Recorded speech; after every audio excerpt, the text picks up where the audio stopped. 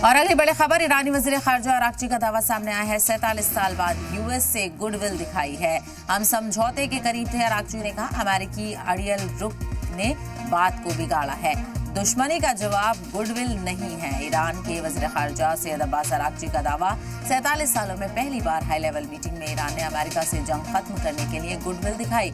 Islamabad MOU के करीब पहुंचने के बावजूद अमेरिका के अड़ियल रुख, बदलती शर्तें और रुकावट की वजह समझौता नहीं हो सका। अराग़ची ने कहा कि गुडविल का जवाब गुडविल और दुश्मनी का जवाब दुश्मनी ही होता है। तो ईरान ने कहा कि उसने गुडविल दिखाने की कोशिश की, लेकिन अमेरिका इस लायक नहीं निकला। अमेरिका का अड़ियल रवैये की वजह से समझौता नहीं हो पाया और उन्होंने कहा कि हम समझौते के करीब थे, लेकिन अमेरिका ने जिस तरह का रुख अपनाया उसकी वजह से समझौता नहीं हो सका। तो आपको बता चलें, इस्लामाबाद में दोनों ममालिक के लिए ईरान ने बातचीत के लिए वो एक साथ बैठे थे, लेकिन बातचीत का नतीजा कुछ निकलकर सामने नहीं आया और समझौता भी नहीं हो पाया।